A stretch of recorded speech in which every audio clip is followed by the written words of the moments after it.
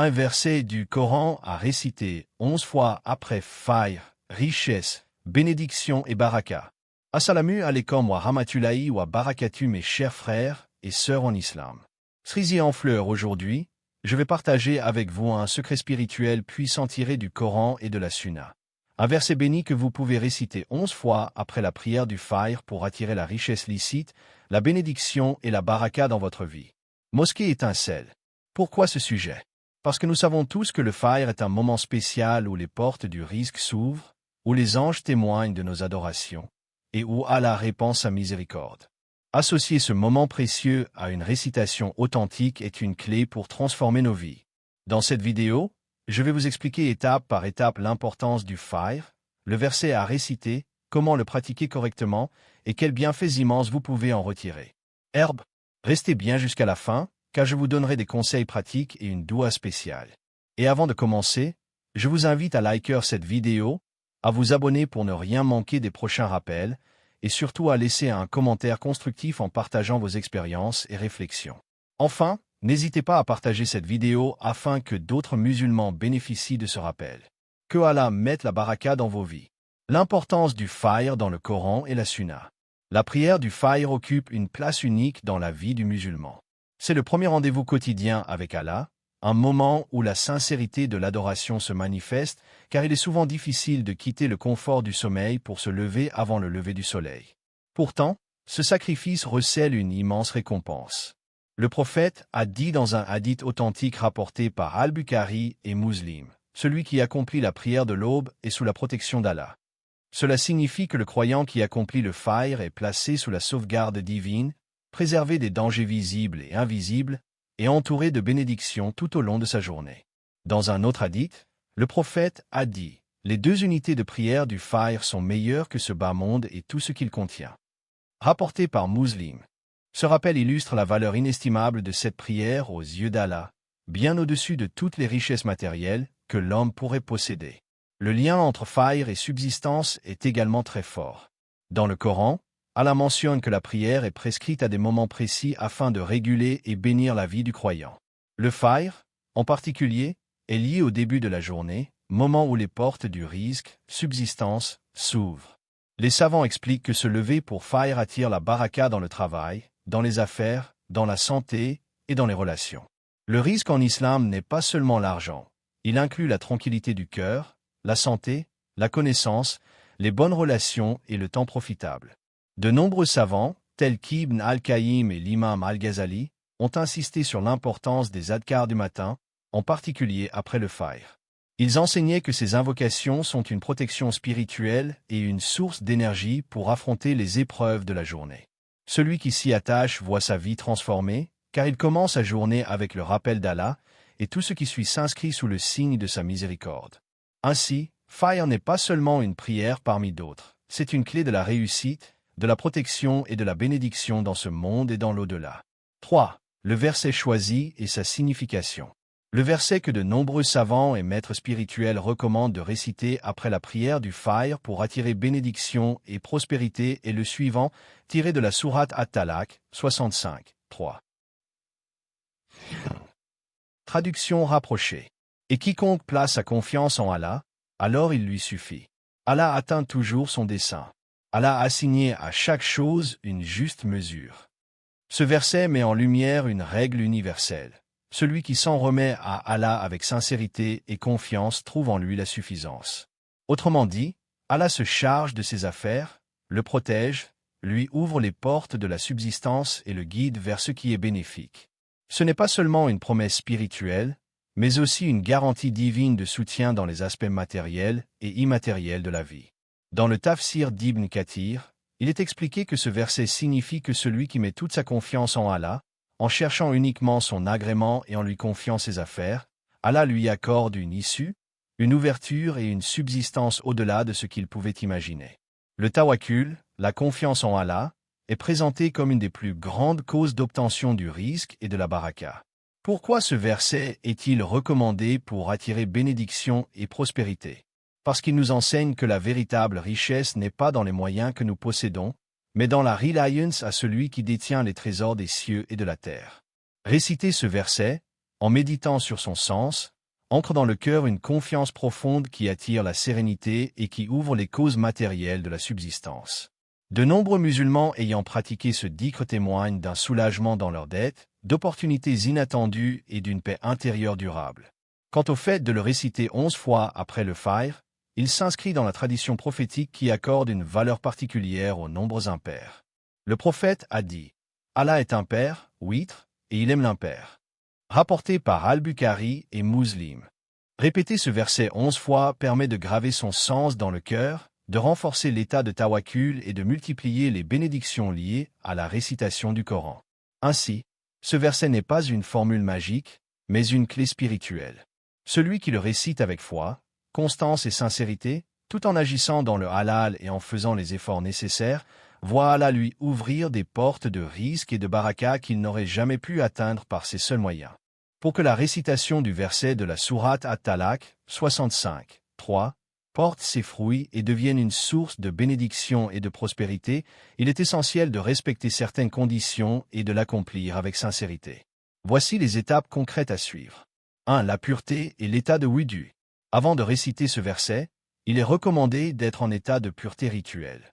Avoir accompli les ablutions, wudu, après la prière du fajr est la première condition.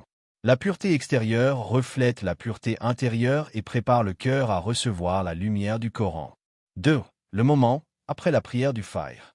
Cette récitation doit se faire juste après avoir terminé le dhikr habituel du fajr. C'est un moment béni, car le prophète a demandé à Allah de bénir sa communauté dans les heures matinales. Réciter à ce moment précis permet de commencer la journée sous la protection divine. 3. La posture et l'orientation. Il est recommandé de s'asseoir calmement, dans une position confortable, et de s'orienter vers la Qibla.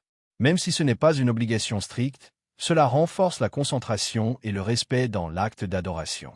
Le fait de garder le dos droit et de fermer les distractions aide à entrer dans un état de méditation. 4. L'intention, Niyya. L'intention est le cœur de toute action en islam. Avant de commencer, le croyant doit placer son intention non pas uniquement dans la recherche de richesses matérielles, mais surtout dans la recherche de l'agrément d'Allah. La richesse n'est qu'un moyen, la baraka et la proximité d'Allah sont la véritable finalité. 5. La manière de réciter. Le verset se récite calmement, à voix basse mais audible pour soi-même. Il ne s'agit pas de réciter mécaniquement, mais de prendre le temps de méditer chaque mot. Pensez à la signification. Quiconque place sa confiance en Allah, il lui suffit. Cela nourrit la foi, renforce le tawakkul et imprègne le cœur d'assurance. 6. La répétition 11 fois. Le choix de 11 récitations n'est pas arbitraire. Comme évoqué plus tôt, l'islam valorise les nombres impairs, car Allah est unique. Répéter 11 fois permet de graver ce verset dans l'esprit, de renforcer la concentration et d'instaurer une discipline spirituelle. Cette répétition a pour but d'approfondir la méditation, non de multiplier mécaniquement des mots. 7. La régularité. Le secret de cette pratique réside dans la constance. Celui qui s'y attache chaque matin verra des changements dans sa vie, parfois subtils mais toujours bénéfiques. La persistance dans le dhikr attire la miséricorde d'Allah et ouvre les portes de la subsistance. En appliquant ces étapes avec sincérité, le croyant transforme sa matinée en un moment de reliance profonde à Allah. Ce n'est pas seulement une récitation, mais une véritable discipline spirituelle qui, jour après jour, attire la bénédiction, la paix intérieure et la baraka dans chaque aspect de la vie. Bénéfices spirituels et matériels. La récitation régulière du verset « Et quiconque place sa confiance en Allah, il lui suffit ». Après le fajr n'est pas un simple exercice de mémoire ou une tradition culturelle. Elle produit de véritables effets, à la fois dans le cœur du croyant et dans sa vie quotidienne. 1. Les effets sur le cœur, apaisement et tawakkul. Lorsque le croyant médite ce verset, son cœur se détache progressivement des angoisses liées à la subsistance. Beaucoup d'hommes et de femmes s'inquiètent du lendemain, de leur travail, de leurs dettes ou de leurs projets. Or, la répétition de ce verset les ramène vers une vérité fondamentale. Allah est le garant de tout. Cela apporte une paix intérieure profonde. L'inquiétude diminue, la confiance en Allah, tawakkul, se renforce et le cœur goûte à une tranquillité que rien ne peut acheter. C'est une baraka spirituelle incomparable. 2. Les effets sur la vie quotidienne, ouverture des portes du risque. La subsistance, risque, en islam ne dépend pas uniquement des efforts humains, mais surtout de la volonté divine.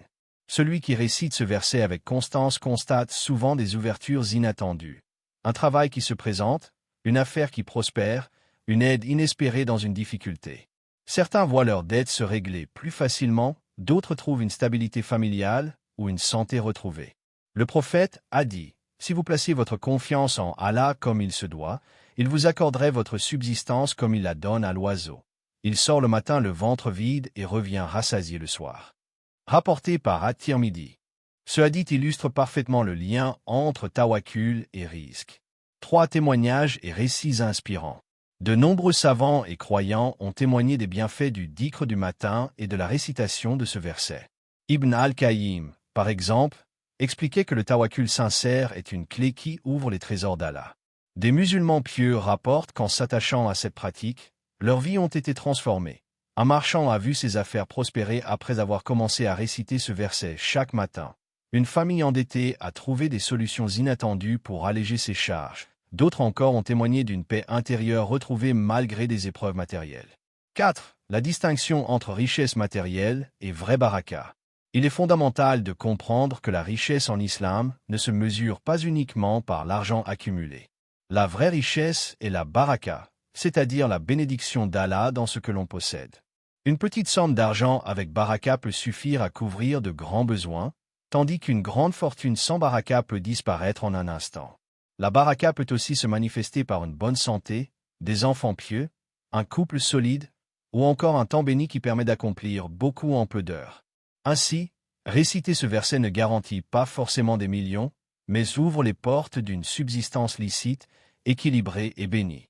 En somme, cette récitation quotidienne nourrit à la fois l'âme et la vie matérielle. Elle donne aux croyants un cœur apaisé, une confiance renouvelée en Allah, des ouvertures inattendues dans sa subsistance. Et surtout, elle l'oriente vers la véritable richesse, une vie emplie de baraka, où chaque instant et chaque bien est source de bienfaits. Les erreurs à éviter. Comme pour tout acte d'adoration, la récitation de ce verset après le fajr doit être comprise correctement et pratiquée avec sincérité. Sans cela, au lieu d'être une source de bénédiction, elle risque de devenir un simple geste sans âme. Voici les principales erreurs à éviter. 1. Transformer la récitation en rituel mécanique. Certains peuvent être tentés de répéter le verset rapidement, uniquement pour atteindre le chiffre 11, sans méditation ni présence du cœur. Or, le but n'est pas de multiplier des mots, mais de nourrir la foi et de renforcer le tawakkul. Le Coran a été révélé pour être médité. Allah dit, ne médite-t-il pas sur le Coran? Sourate Muhammad 24. Il est donc essentiel d'accorder du temps à chaque récitation, avec concentration et réflexion. 2. Croire que le verset seul garantit la richesse. Il ne faut pas penser que cette récitation suffira à elle seule à rendre riche ou à résoudre tous les problèmes matériels. L'islam nous enseigne l'équilibre entre la reliance à Allah et l'effort concret.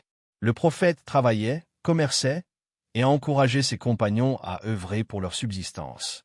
Ce verset doit être un soutien spirituel qui renforce la confiance en Allah, mais il doit s'accompagner d'un travail licite, de patience et de persévérance. 3. Éviter toute forme de shirk ou de superstition. Il serait une grave erreur de croire que la récitation de ce verset agit comme une formule magique indépendante de la volonté d'Allah. Tout bien et tout risque viennent uniquement de lui. Attribuer un pouvoir autonome aux mots ou mélanger cette pratique avec des croyances étrangères à l'islam constitue une forme de shirk. La récitation doit rester un acte d'adoration sincère, sans recherche d'intermédiaire ni de pratique contraire à la foi. 4. Oublier la sincérité et la constance. La valeur de cette récitation réside dans la sincérité de l'intention et la régularité. Une pratique isolée, faite sans conviction, aura peu d'effet, mais une récitation quotidienne, avec foi et méditation, devient une lumière pour le cœur et une source de baraka dans la vie. En résumé, ce verset est une clé spirituelle précieuse, mais il doit être récité avec conscience, dans le respect des enseignements de l'islam, et toujours accompagné d'efforts dans le halal et de confiance totale en Allah. Conseil complémentaire. La récitation du verset après le fajr est une pratique puissante, mais elle devient encore plus fructueuse lorsqu'elle est associée à d'autres actes d'adoration et à une attitude de vie conforme aux enseignements de l'islam. Voici quelques conseils pour multiplier ses effets et attirer davantage de baraka. 1. Associer la récitation à l'aumône, sadaka. L'aumône est l'un des moyens les plus sûrs d'attirer la bénédiction et d'élargir sa subsistance. Le prophète a dit, « La charité n'a jamais diminué une richesse. » Rapporté par Muslim. Offrir une sadaka, même modeste, après avoir récité ce verset, c'est unir la reliance à Allah et l'action concrète en faveur des autres. La sadaka purifie les biens, protège des malheurs et attire l'assistance divine. 2. Multiplier les prières sur le prophète. Les invocations accompagnées de prières sur le prophète sont plus susceptibles d'être exaucées. Le fait de réciter régulièrement « Allahumma salli ala Muhammad wa ala Ali Muhammad » est une clé pour attirer la miséricorde et le secours d'Allah. Le prophète a dit « Quiconque prie sur moi une fois, Allah prie sur lui 10 fois. » Rapporté par Muslim. Associer ce rappel au verset du Tawakkul renforce la proximité avec Allah et son messager. 3. Lire d'autres adhkars du matin. Le prophète avait des invocations spécifiques pour le matin et le soir, rapportées dans les recueils authentiques. Elles protègent le croyant du mal, éloignent les angoisses et apportent sérénité. Lire le verset d'At-Talaq avec ses adhkars forme une forteresse spirituelle autour du croyant. Parmi les plus connus, Bismillah Aladi la Yaduru Ma, Ismi Shayyan, et la lecture des 3 dernières sourates du Coran. 4. L'importance du travail licite et de l'effort. Il serait contradictoire de réciter ce verset avec ferveur mais de négliger le travail ou de rechercher un gain illicite. L'islam enseigne que le risque vient d'Allah, mais que l'effort humain est un moyen.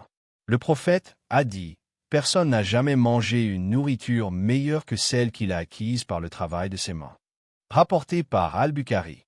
La récitation attire la baraka, mais c'est le travail honnête qui permet de récolter ses fruits. 5. La gratitude, shukr, comme clé de l'abondance. Enfin, un des plus grands secrets pour conserver et multiplier la subsistance est la gratitude. Allah dit, si vous êtes reconnaissant, très certainement j'augmenterai mes bienfaits pour vous.